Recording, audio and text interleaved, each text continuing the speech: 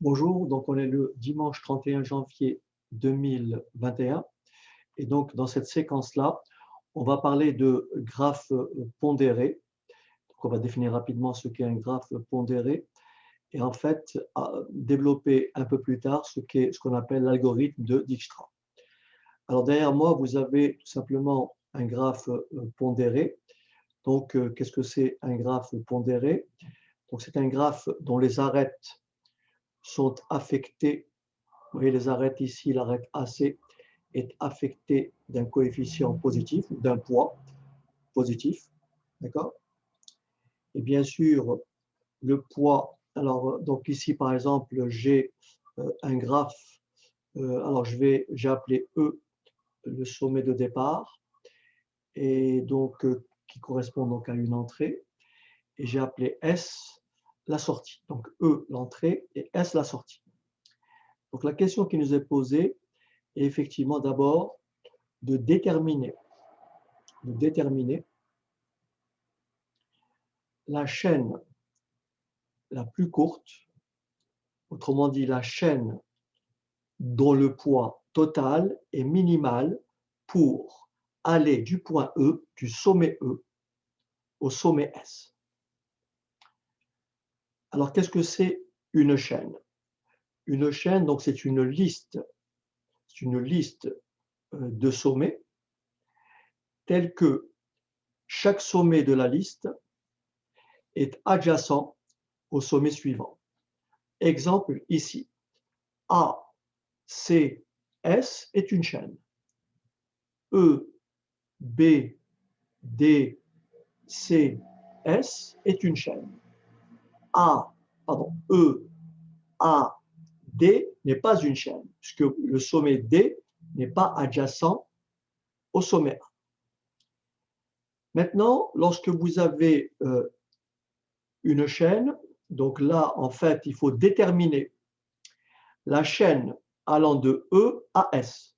Alors, une chaîne allant de E à S, ça peut être E, A, C, D, S. Ça peut être E, B, C, D, S. Ça peut être E, A, C, S. Parmi toutes les chaînes que je vais énumérer, il y en a plusieurs. D'accord? Donc là, le graphe que vous avez ici est relativement simple, mais il va nous servir d'explication, parce que l'intérêt, c'est que tout le monde ait compris le principe.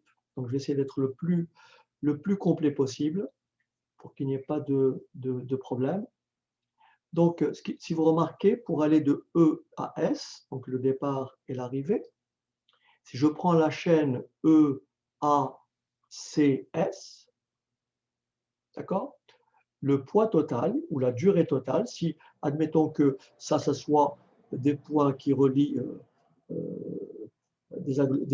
des points dans une ville, donc pour aller du point E, du rond-point E au rond-point S, il faut parcourir une distance de 3 km pour aller à A, de 3 km pour aller à C, et enfin de 3 km pour aller à S. Donc la chaîne E, A, C, S a un poids ou une longueur égale à 3 plus 3, 6, plus 3, 9. Je peux aller de E à S en faisant E, B, ça fait 1, D, ça fait 6, et 1, ça fait 7. Donc, je peux aller de E à S en faisant E, B, D, S. Autrement dit, en parcourant la chaîne E, B, D, S. Je trouve encore de nouveau un poids total égal à 7. Donc, parmi toutes ces chaînes possibles, l'intérêt de l'algorithme, c'est de déterminer la chaîne, il y en a une seule, la chaîne, telle que pour aller de E à S, le poids total soit effectivement minimal. Par exemple, si je vais de E à S, tout à l'heure j'ai trouvé 7, si je fais de E à B, ça fait 1, de B à C, ça fait 4, si je vais jusqu'à de C à S, ça fait 7, mais je peux faire dans 4, de C à D, ça fait 5, et enfin de D à S, ça fait 6. Donc apparemment, 6 serait le poids minimal. Mais l'objectif, c'est de trouver, de mettre en place cet algorithme. C'est ce qu'on va essayer de détailler juste après. Donc l'objectif, c'est de déterminer, donc, à l'aide de l'algorithme de Dijkstra, donc, donc un Hollandais, donc même décédé relativement récemment, puisqu'il nous a quittés en 2002. Donc c'est un algorithme assez intéressant, justement, pour que ce soit dans le système routier, vous avez à essayer de trouver le plus court chemin entre deux points, dans un système de réseau informatique, hein, donc trouver effectivement la connexion la plus rapide, etc., etc. Donc, je vous propose de commencer, et donc je vais le faire pas à pas en essayant de lever toutes les ambiguïtés. Voilà. Très bien. Donc, on va commencer notre séquence.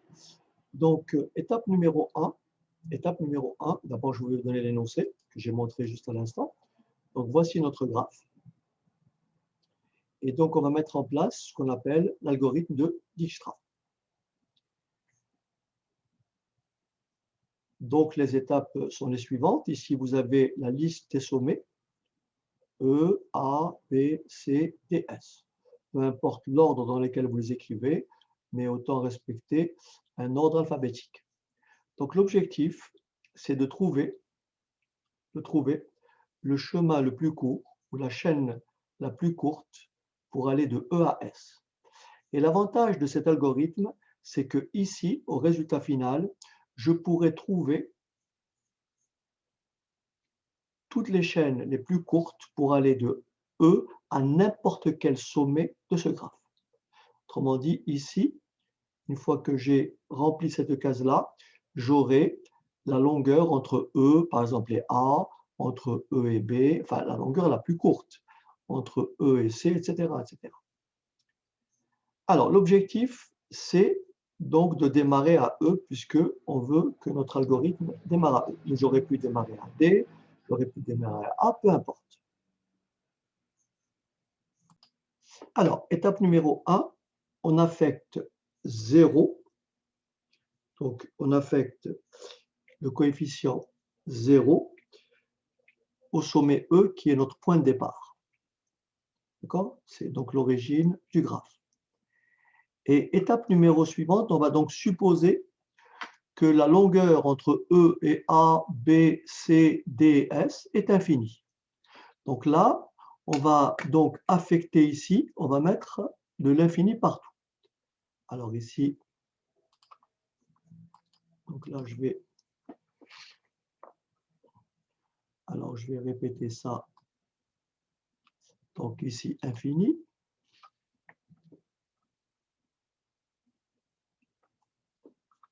Etc., etc. Donc là, je mets infini sur tous les sommets.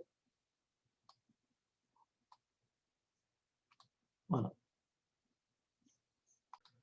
Voilà, donc on a affecté tous les sommets A, B, C, D, S du signe infini. Autrement dit, pour aller de E à A, c'est l'infini, E à B, etc. Et donc, bien sûr, maintenant, on va sélectionner le sommet de plus petit coefficient. Donc, parmi tous ces sommets-là, le plus petit coefficient, c'est combien? 0. Et donc là, je vais sélectionner, donc le sommet sélectionné, c'est le sommet E. Donc là, j'écris E. Non, je vais essayer d'écrire en gras. Je vais prendre ici, voilà, un peu plus gros, voilà. Donc là, c'est le sommet E. Très bien. Ce qui veut dire que maintenant, je vais tracer un trait vertical. Autrement dit, je vais cacher toutes ces cases-là. Autrement dit, je ne reviendrai plus vers le sommet E. Donc maintenant, on va s'intéresser qu'au sommet adjacent à E. D'accord?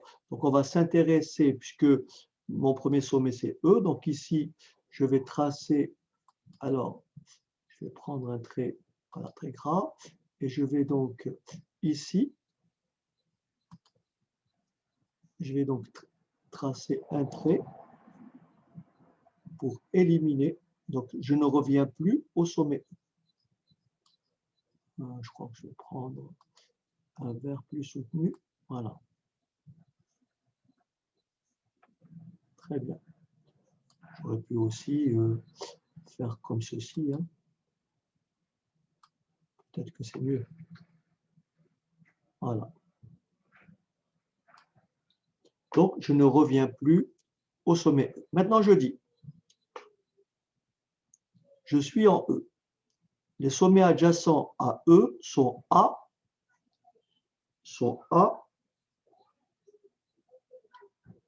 et B. Donc là, je vais écrire, donc,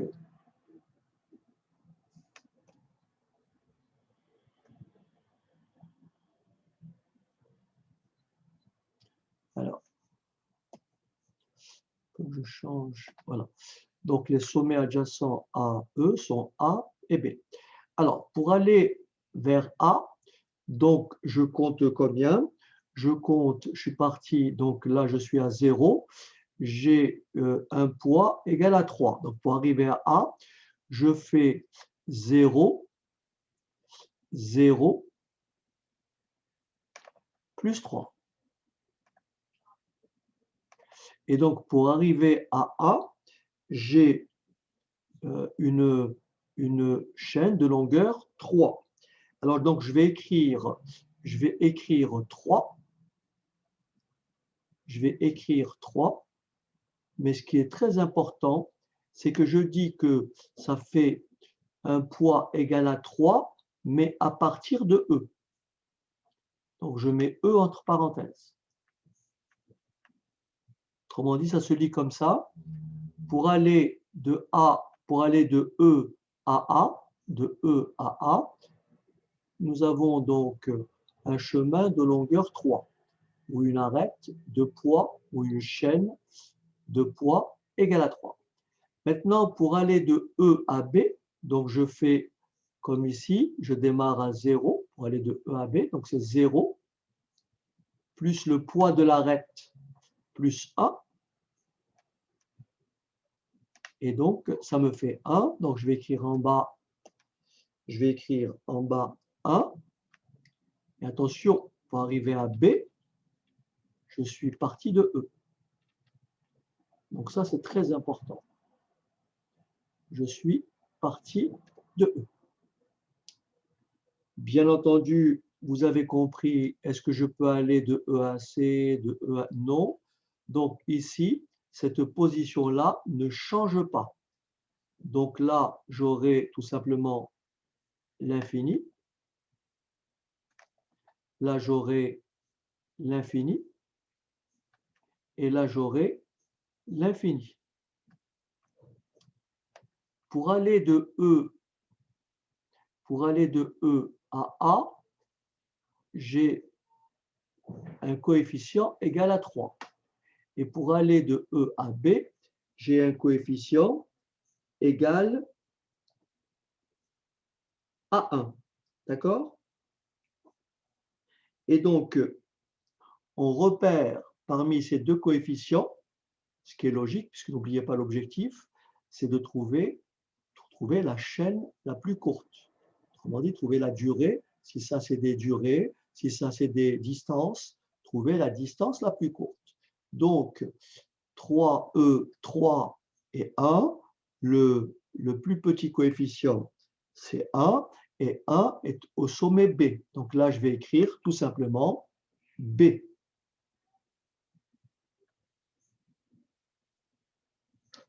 Et je rajoute, c'est très important, cette valeur-là, ce coefficient-là. Ça veut dire que ce tableau-là se lit comment? Pour aller de E à B, il me faut, j'ai un poids égal à 1. Autrement dit, si ça, c'est des jours, pour aller de E à B, il me faut un jour. Et donc, maintenant, ayant choisi B, je ne reviens plus à B. Donc, je vais éliminer tout ce qui se trouve en dessous de B. Donc, j'élimine tout ceci. Je ne reviendrai plus à B. Voilà. D'accord? Alors,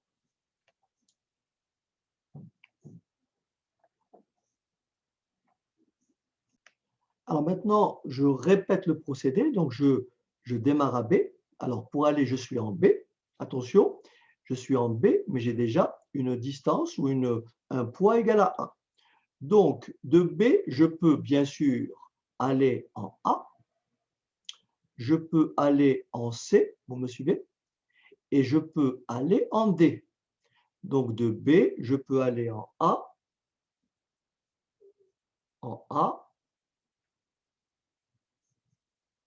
en C, en D, mais je ne peux pas aller en S. Ce qui veut dire que la distance qui sépare B de S, on va dire qu'elle est infinie. Donc ici, pour S, je mets l'infini. Et je vais compléter la valeur ici pour A, pour C et pour D. N'oublions pas que déjà à B, j'ai un poids égal à 1. Donc je vais démarrer avec 1. Pour aller de B, donc je démarre avec 1. Je démarre avec 1. Donc je fais 1, comme ici, 1, plus. Et je regarde pour aller de B à A, la longueur où le poids, le coefficient est égal à 1. Donc ça fait 1 plus 1 et ça fait 2. Donc je vais écrire quoi? Je vais écrire 2, attention, 2, mais en partant de B. Ce que je mets entre parenthèses, c'est votre point de départ. Donc pour aller à A, il me faut un coefficient ou un poids total de 2, mais à partir de B. Sachant que déjà, j'ai fait E vers B. J'ai déjà fait E vers B. Donc, ici, vous lisez bien que pour arriver à A, ça fait bien 1 plus 1, 2. On y va maintenant de B à C. Pareil, je suis à 1. Je suis à 1 en partant de B, donc ça fait 1 plus. Et bien sûr, la longueur ici, elle est égale à 3. Et donc, j'écris ici 4, mais 4 en partant de B. OK. Alors, bien sûr, après, je vais vous expliquer en fait ce qu'il faut, ce que j'ai oublié, ce que j'ai omis de dire, c'est que ici, bien sûr, lorsque vous avez des valeurs sur la colonne, vous allez bien entendu prendre la plus petite valeur. Donc ici, entre l'infini et la valeur 4, on choisira 4. D'accord? Entre l'infini et la valeur 4, on choisira 4. Ici, entre 2 et 3, ici, si j'avais trouvé ici 4, ben, j'aurais mis 3. D'accord? Donc, entre 3 et 2, je choisis 2. C'est pour ça qu'on fait le calcul préliminaire ici, pour le comparer avec ce qui se trouve au-dessus. 1 plus 3, ça fait 4. Et comme j'ai l'infini au-dessus, le plus petit des deux, 4 et l'infini, c'est 4. Un exemple juste, si là, en théorie, si là j'avais eu, je ne sais pas moi, 2, eh ben, j'aurais mis ici le choix entre 2 et 4, ça aurait fait 2. Ça aurait fait la valeur, j'aurais recopié ce qui est dans cette case-là. Mais on le verra tout à l'heure au travers d'un exemple. Je passe maintenant à D. Pour aller de B à D, pareil, j'ai toujours un poids, j'ai toujours un poids de 1 puisque je suis à B. Et je rajoute le poids, le coefficient de l'arête de B à D, qui est 5. Et donc, ça me fait tout simplement 6, 6, B. 6, B. Bien entendu, parmi tous ces coefficients, je repère le coefficient le plus petit, 2, 4 et 6. C'est bien entendu 2. Et ce coefficient-là est dans la colonne associé au sommet A. Donc là, je vais écrire A et je recopie cette valeur. Concrètement, qu'est-ce que cela veut dire? Ça veut dire que pour aller de E à A, il me faudrait une longueur de 2, c'est-à-dire 2 heures, 2 jours, 2 kilomètres. Et regardez bien, pour aller de E à A, bien sûr, je peux aller de E à A, ça fait 3. Il y a plus rapide. De E à A, c'est de E à B, ça fait 1. Et de B à A, plus 1. 1 plus 1, ça fait bien 2. Donc là, vous avez vraiment la longueur, la chaîne la plus courte. Pour aller de E à A, c'est un coefficient égal à. Maintenant, on a dit qu'on a choisi A, et donc forcément, je trace un trait pour éliminer celle. On ne reviendra plus au sommet A. Donc, je fais comme tout à l'heure. Ici, j'élimine tout ce qui se trouve en dessous de A. Autrement dit, je ne reviens plus au sommet A. Très bien. Alors maintenant, je regarde depuis A, qu'est-ce que je peux faire? Attention, A, je suis déjà à A qui est égal à 2. Alors de A, qu'est-ce que je peux faire? Je peux simplement aller en C. De A, je peux aller en C. D'accord? De A, je ne peux pas aller en D. Donc de A, je ne peux aller qu'en C. Est-ce que de A, je peux aller en S? La réponse est non. Mais là, comme j'ai l'infini, je recopie donc l'infini. Je recopie donc ici l'infini.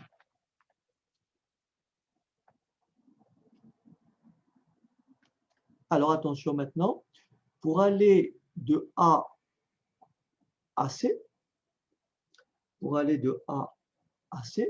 donc on a dit qu'on démarrait avec 2, parce que je suis en A, et le coefficient ici est 2. Donc je fais 2 et je rajoute plus 3.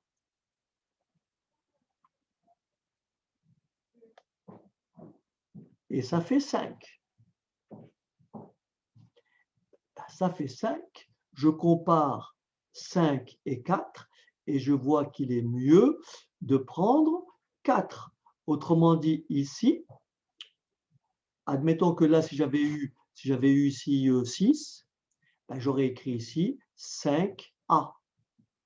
Mais il se trouve que 4B, 4 est inférieur à 5. Donc le choix, c'est ce que je vous disais tout à l'heure, donc le choix ici, ça sera tout simplement, je prendrai le plus petit des deux, donc c'est 4B. 4B. Et là, bien entendu, je recopie ce qui est au-dessus. Pourquoi? Parce que je suis en A. Pour aller en D, il faut donc passer par B. Donc là, ça sera 6B. Et pareil, maintenant, je regarde le plus petit coefficient. Est-ce que c'est 4 ou est-ce que c'est 6 ou l'infini? C'est 4. Et donc, je vais faire le choix du sommet C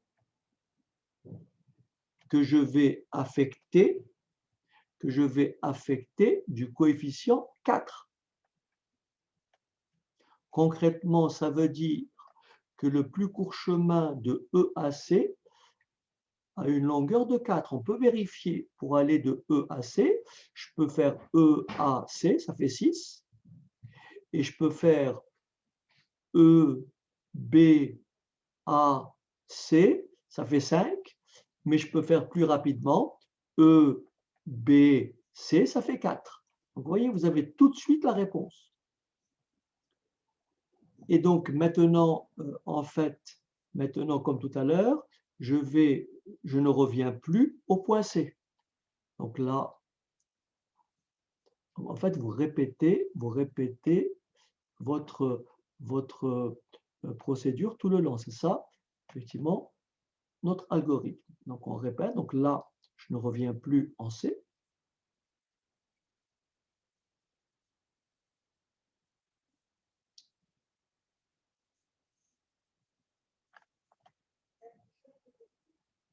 Alors, maintenant, on continue.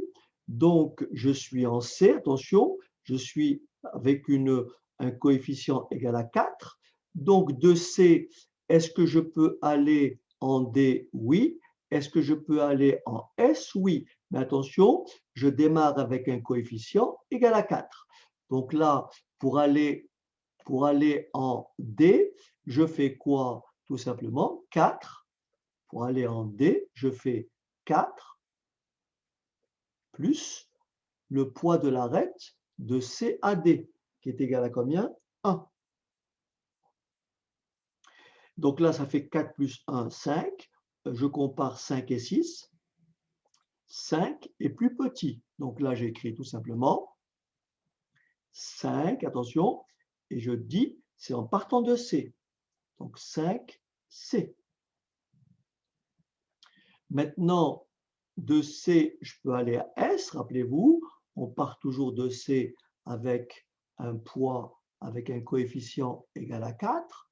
Donc j'écris 4 plus le poids, le coefficient entre C et S, c'est 3. Donc 4 plus 3, ça fait 7. Est-ce que 7 est plus petit que l'infini? La réponse est oui, c'est toujours comparer, il faut toujours comparer cette valeur à la valeur au-dessus. Je répète, ici, j'ai comparé cette valeur à la valeur au-dessus. 2 plus 3, 5, là c'est 4, et donc forcément je prends le 4, avec bien sûr le point de départ B. Donc ici, j'ai 4 plus 3, 7. 7 est plus petit que l'infini. Donc, je retiens 7. Mais attention, à partir du sommet C. Donc, 7, C. Alors, je repère le plus petit coefficient, qui est combien? 5. Par conséquent, ici, je vais écrire mon sommet D. Et bien sûr, pour aller de E à D, j'ai une longueur égale à 5. Et vous pouvez vérifier. Et c'est le plus court chemin. Pour aller de E à D, le plus court chemin, c'est 5. Regardez, EB 1 plus 5, 6. E 3, 4, 8. Alors, on a dit combien? 5. Alors, pour trouver 5,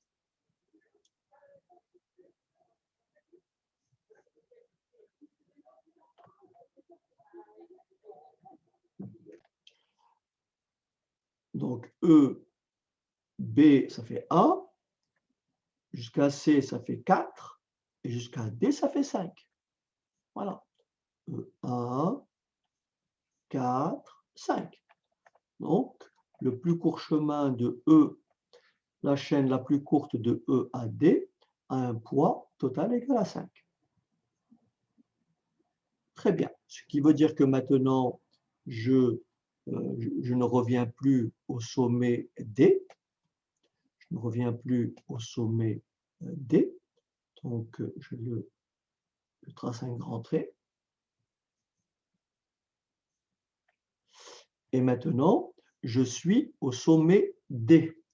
Pour aller du sommet D au sommet S, bien entendu, je pars avec toujours la longueur rendue à D, c'est 5.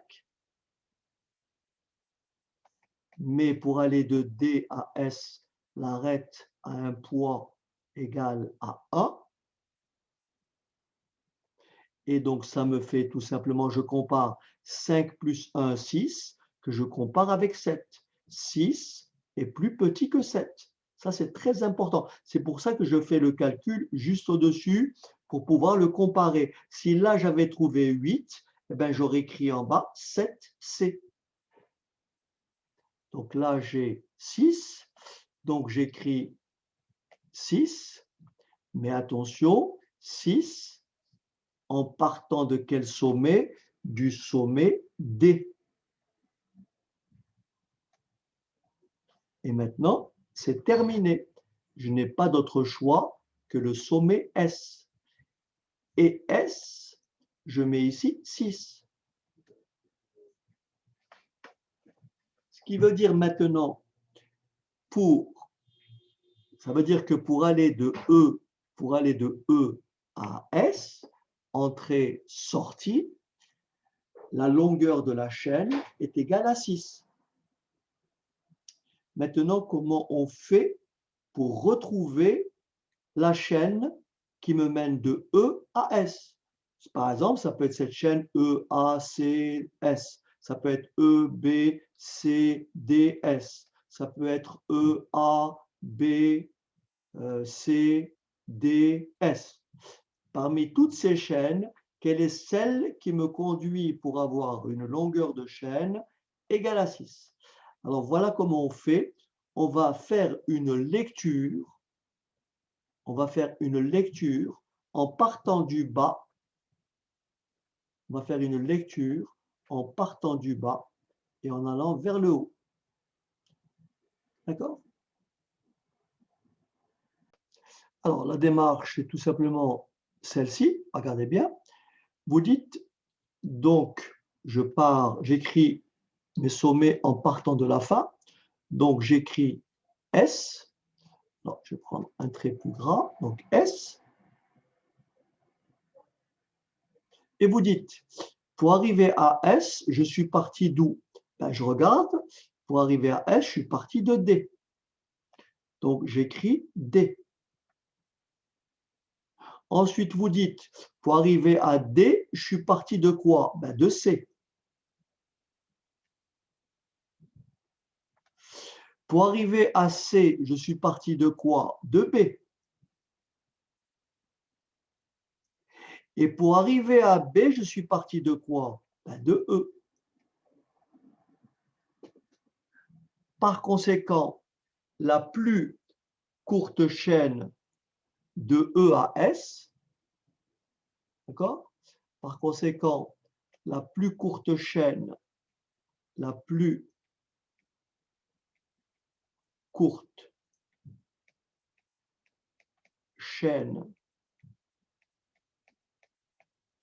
de E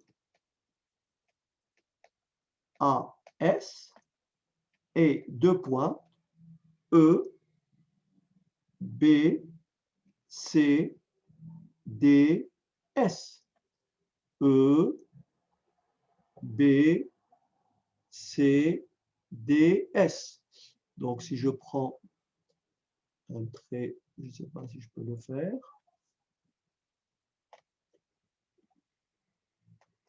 Donc, E, B, C, D et S. Et si vous regardez bien, sa longueur est de 1 plus 3, 4, 4 et 1, 5 et 1, 6. Ce que je lis ici.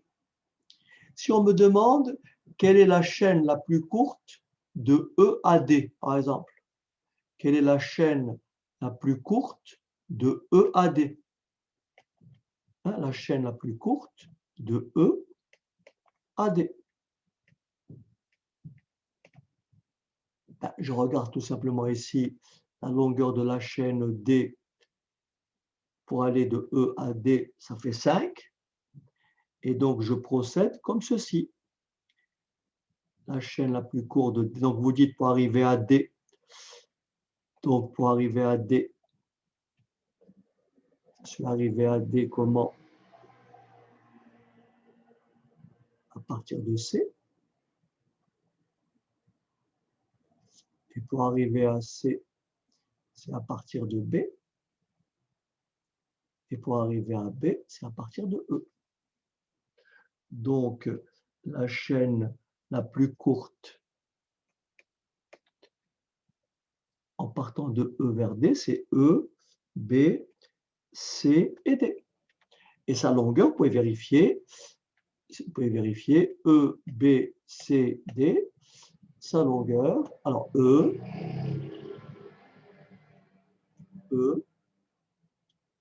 B, C et D. 3, 4, 5. Voilà, donc je pense que vous avez à peu près l'essentiel. de ce qu'il faut savoir pour cet algorithme de Dijkstra. OK? Je ne vois pas d'autres problèmes. Simplement, encore une fois, là, je peux vous résumer un peu tout ça. Donc, l'objectif, en fait, vous partez du sommet E, comme j'ai indiqué, et vous affectez, c'est mon point de départ, donc sommet E, admet pour l'origine pour coefficient 0. Vous mettez l'infini partout, et donc cette valeur-là va diminuer au fur et à mesure que vous allez avancer. Donc, vous dites, pour aller, je regarde les sommets adjacents à E. Les sommets adjacents à E sont respectivement A et B. Donc, je vais travailler avec A et B. Et vous dites, en partant de E pour aller à A, je fais 0 plus 3, que j'ai inscrit ici.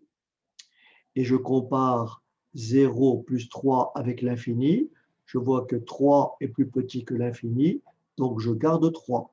Mais je suis parti du sommet E. Donc, je mets le sommet E entre parenthèses. Ensuite, pour aller de E à B, j'ai un poids égal à 1. Et donc, je fais 0 plus 1. Et je compare 0 plus 1 avec l'infini. 0 plus 1 est plus petit que l'infini. Donc, je garde 1. Mais pour arriver à B, je suis parti de E. Ça se lit comme ça. J'ai un coefficient 3 pour aller de E à A. J'ai un coefficient 1 pour aller de E à B. Et vous le vérifiez. Pour aller de E à B, vous avez un coefficient 1. Pour aller de E à A, vous avez un coefficient 3. Donc, ce que vous avez entre parenthèses, c'est la provenance. Donc, pour arriver ici, je suis parti de E. Pour arriver à B, je suis parti de E. C'est comme ça que ça se lit. Une fois que vous avez fait ça, vous dites de A, est-ce que je peux, pardon, de E, est-ce que je peux aller à C, est-ce que je peux aller à D, est-ce que je peux aller à S? Non. Donc, je recopie l'infini partout. Et maintenant, je reste sur cette première ligne et je repère le coefficient le plus petit des deux. Le coefficient le plus petit, 3 et 1, le coefficient est 1. Donc, ici, je vais inscrire le sommet B avec la durée allant de E que je mets entre parenthèses. Ça se lit comment? Ça veut dire que pour aller de E à B, j'ai une chaîne de longueur 1. Et une fois que j'ai repéré B, je ne reviens plus en B. Je hachure tout ce qui se trouve en dessous. Donc maintenant, je vais partir de B. Pour aller de B, je vais trouver tous les sommets adjacents à B. De B, je peux aller à A, je peux aller à C, je peux aller à D, mais je ne peux pas aller à S. Ce qui veut dire que ici, pour le S, je garde l'infini. Et maintenant, je me place en B. Rappelez-vous, en B, j'ai une longueur déjà, j'ai un poids égal à 1. Je vais démarrer à B. Pour aller à A, de B à A, j'ai une arête de poids 1. Mais rappelez-vous, j'ai déjà 1. Donc, je fais 1 plus 1, ça fait 2. Et ce qui est très important, avant d'écrire la valeur ici, vous comparez 1 plus 1, 2, avec le 3 qui est ici. 2 est inférieur à 3. Donc, vous écrivez 1 plus 1, 2, mais attention, pour arriver à 2, je suis parti de B. Donc, je mets entre parenthèses. Ça se lit comment? Pour aller de B à A, j'ai une longueur égale, pour aller de E à A, j'ai une longueur égale à 2. En partant de B, d'accord? Je répète, je suis arrivé à B, c'est 1. Et donc 1, donc en fait, pour arriver en partant de E à A, j'ai un poids total de 2. Et vous pouvez le vérifier. 1 plus 1. D'accord? Ensuite, maintenant, je peux aller on a dit de B à C, mais comme je pars de B à 2, je rajoute 2 plus 3, pardon, je suis à B, c'est 1, je rajoute 1 plus 3, ça fait 4. Et je compare 4 avec l'infini. 4 est plus petit, 4, ce 4 est plus petit que l'infini. Donc je garde 4, mais à partir de B. Arrivé là à 4, je suis parti de B. Maintenant, je suis en D. Pour arriver en D, rappelez-vous, pour arriver en B, j'ai déjà 1. Je rajoute le poids de B à D, ça fait 5. 1 plus 5, 6. 6, l'infini. Quel est le plus petit? C'est 6. Et donc, j'écris 6B. Et comme je ne peux pas aller de B à S, je mets l'infini. J'ai 3 coefficients ici. Et je prends le plus petit des 3. 2, 4, 6. Le plus petit des 3, c'est 2. Et donc là, je vais porter le sommet A en lui affectant le poids 2. Ça veut dire que de E à A, j'ai une chaîne de longueur 2. Et bien, si vous avez compris, après vous rayez tout ça et vous continuez votre processus. Mais attention, maintenant, vous partez de A. Là, je ne reviens plus. Là, je ne reviens plus. Donc, je passe ici. Je suis en A. De A, qu'est-ce que je peux faire? Je ne peux aller de A, je ne peux aller qu'en C. De A, je ne peux aller qu'en C. D'accord? Je ne peux aller qu'en C. Et je ne peux pas aller en S. Donc, pour S, comme il n'y a rien avant, je mets l'infini. Mais attention, j'ai pu arriver en D. Et je recopie ce qu'il y a au-dessus. 6B. Autrement dit, ici, j'ai recopié l'infini. J'ai recopié 6B. Là, je ne peux aller que de A à C. Alors, comment je fais pour trouver de A à C? Je suis arrivé à A égale 2. Donc, je pars avec 2 et je rajoute le coefficient entre B et C, 3. 2 plus 3, 5. Et voilà maintenant la comparaison. Ça vous donne un exemple. 2 plus 3, 5. 5 est supérieur à 4. Et donc, c'est cette valeur-là que je vais choisir. Donc, j'écris ici 4B. J'écris ici 4B. Là, j'ai 6B. Maintenant, je compare. 4B, 6B, l'infini, ben, c'est 4 qui est plus petit. Et ben, je regarde où je lis le 4. C'est le sommet C. J'écris C, bien sûr, avec un 4 entre parenthèses, qui veut dire que la longueur ou le poids de la chaîne, le poids total depuis E à C est bien égal à 4. Et vous pouvez le vérifier. Le plus petit, hein, la plus petite longueur de E à C, c'est 4. Vous pouvez vérifier. E, B, ça fait 1, plus 3, ça fait 4. Si vous faites ça, 3 et 3, 6. Il y a aussi ça, 1 plus 1, 2, plus 3, 5. Donc la plus petite, la chaîne la plus courte, c'est E, B, C, qui est bien égal à 4. Donc je prends le minimum des 3. Le minimum, c'est 4. Et comme 4 est dans la colonne C, j'écris C entre parenthèses 4. Et je dis maintenant, en partant de C, je peux aller où? Je peux aller en D et je peux aller en S. Je peux ni revenir en B, ni revenir en A. C'est terminé.